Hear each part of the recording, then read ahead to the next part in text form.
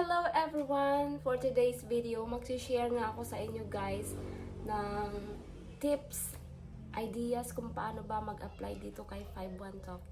And recently kasi ang dami kong nakikitang post, nagtatanong kung paano ba mag-apply dito kay 51 Talk. And then, yung ano ba yung mga kailangan gawin, yung mga requirements, yung mga qualifications na kailangan ni 51 Talk.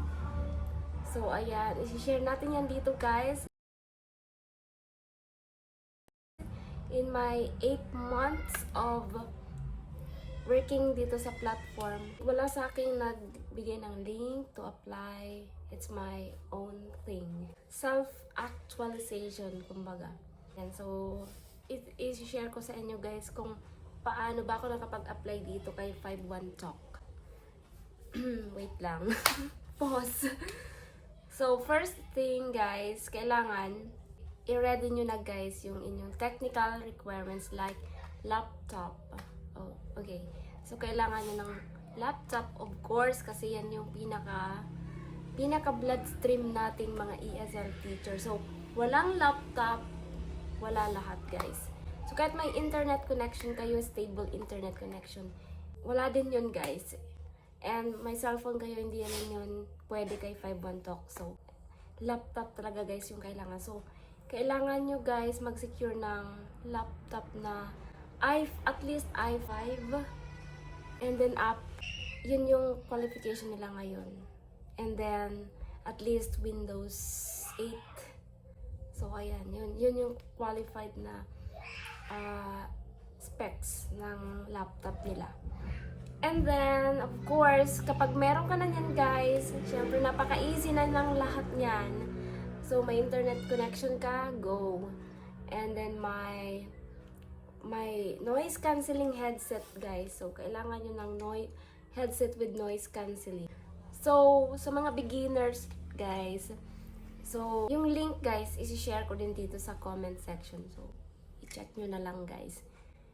Kasi, lalo-lalo na sa mga beginners, yung mga baguhan, guys. So, naghahanap sila ng magandang klase ng headset. So, just like me, dati naghahanap din ako ng headset na reliable. And nakahanap ako, guys. So, ito na yun. And, I've been using this for almost 8 months. So, since day 1, ginagamit ko na talaga, guys. And, so far, wala akong naging bad feedback about maingay na paligid or kahit kumakahol yung mga aso, okay naman siya guys. For as long na hindi talaga sobrang lapit ng ingay sa yung area. So, goods talaga to guys. So, marirecommend ko talaga to. So, ayun na nga guys. Balik tayo dito kay 51 kung paano ba mag-apply. So, sa mga interested dyan kay 51 Talk, and then lalo na sa mga beginner, yung mga gustong magkaroon ng experience sa ESL world. Ayan guys. So, ayun na nga, laptop. You have to secure your own laptop. Bawal makihiram guys. Kasi, you know, you're going to use that in not just for a month, but during all the duration of your contract. So, kung kailan ka tatagal kay 51. So, yun din yung kailangan mo yung laptop. So, kailangan mag-invest ka talaga dyan guys. And then, next one is, ayun na nga yung internet connection. So, kailangan at least 50 Mbps yung bilis niya, guys. So, kasi iti-check naman ni 51 upon interview. So, iti-check nila yan, yung speed test, ganun. And then, yun nga, yung ito, paulit-ulit tayo dito. So, kailangan meron na kayo nito, guys. I-ready nyo na yan. So, SOP na yan. And then, what else? So, kapag na-secure nyo na, kapag na-ready nyo na yung technical equipment nyo, yung mga equipment na gagamitin nyo, and then, yun, kailangan nyo din guys ng backup. So, kailangan nyo ng backup na power station guys. So, kailangan nyo rin yun kasi in case na may brownouts, and then, may mga calamities, so, kailangan nyo rin yun guys. Kasi, kay 51 hindi excuse yung absenteeism guys. So, hindi excuse yung brown out. Hindi excuse yun, guys. And then, yung mga calamities, hindi rin excuse. So, kailangan naka-ready ka talaga every day, every minute, every hour. Naka-ready, guys. So, ayun, meron din ako dito, guys, na i-share na power station, guys. I-share ko na rin sa inyo. So, meron din ako nito, guys. And i-check nyo na rin dyan sa comment section yung link nito, guys. So, ito, guys, yung ginagamit kong power station. Sobrang ganda nito, guys, kasi it serves me like 5 classes din. So, malaking tulong din to, guys. And, affordable to compare sa ibang power station. Yes. Okay. So, yun guys, yung mga ESL essentials, kailangan yung i-secure yan lahat. And then, kailangan may station na kayo, guys, din. Kahit simpleng workstation, guys, yung may white background. Kahit wala pa kayo nito, guys, like, kasi beginner lang kayo, so kailangan nyo ng white background. So, ayun. And then, ayan. So, pag a-apply naman, guys, I applied online. So, wala sila, guys. I don't know, pero meron silang centers na pwede rin kayo mag-apply sa mga centers. Pero, mamimili kayo, guys, kung sa center-based kayo or home-based. So, dahil nga mayroon tayong mga equipment na naka-ready ng aking equipment, so, I prefer home-based. So, ayun, kasi mas convenient para sa akin yung work from home kasi andito tayo sa province. Kasi yung center dito sa amin is malayo. So, pupunta pa tayo ng NCR. So, I prefer home-based talaga. And mas convenient talaga, guys. So, ayan, nag-apply ako way back May 2020, last year, guys.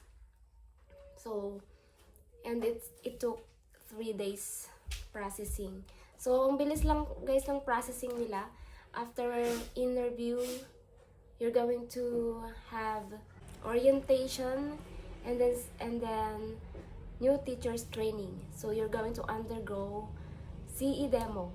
So, ayun, yung CE demo is you're going to be interviewed by a Chinese national. So, kailangan be ready talaga, guys. Kasi, lalo na sa pronunciation. So, kailangan yung gamayin. So, ayan, kailangan nyo, guys, na aralin yon. So, ibibigay naman sa inyo ng inyong mga coach yung mga link ng mga yon. So, malalaman nyo rin along the process.